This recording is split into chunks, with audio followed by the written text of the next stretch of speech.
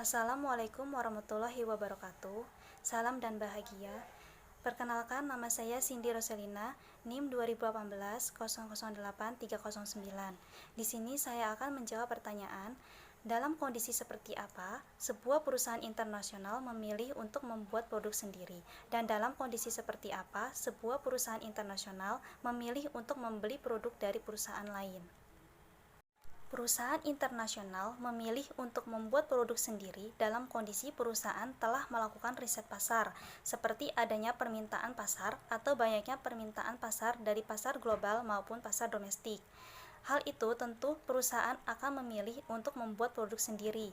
Dengan melakukan riset pasar, maka perusahaan dapat melihat seperti apa permintaan pasar. Dengan begitu, perusahaan akan memulai perencanaan produksi untuk menghasilkan produk-produk yang berkualitas, yang nantinya perusahaan akan memperoleh keuntungan yang besar dari hasil produk yang diproduksi oleh perusahaan tersebut. Apalagi jika perusahaan memiliki simpanan modal dan dana yang lebih untuk melaksanakan perencanaan produksi, sehingga itu akan lebih baik atau lebih efektif jika perusahaan memilih untuk membuat produk sendiri. Nah, untuk melakukan perencanaan produksi, tentunya perusahaan harus menetapkan perencanaan produksi yang tepat dan sesuai agar tidak menimbulkan biaya produksi yang besar. Nah, dapat disimpulkan dengan menganalisis riset pasar, kecil kemungkinan perusahaan mengalami risiko kerugian dalam menghasilkan produk. Begitu juga dengan perencanaan produksi yang akan dijalankan dalam perusahaan itu. Jika perencanaan produksi dijalankan dengan tepat dan sesuai, maka tidak akan terjadi pembengkakan pada biaya produksinya.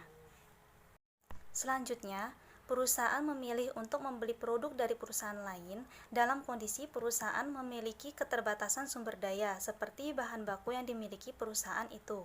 Hal itu membuat perusahaan mengharuskan membeli produk dari perusahaan lain. Karena terbatasnya bahan pasokan, maka perusahaan tersebut akan membutuhkan bahan baku dari perusahaan lain guna memenuhi kebutuhan produk yang akan diproduksi.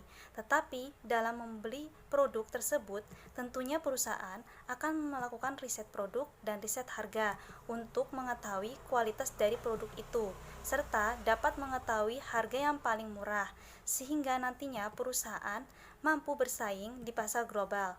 Hal inilah yang akan mendorong perusahaan memilih untuk membeli produk dari perusahaan lain. Sekian penjelasan dari saya. Terima kasih. Salam.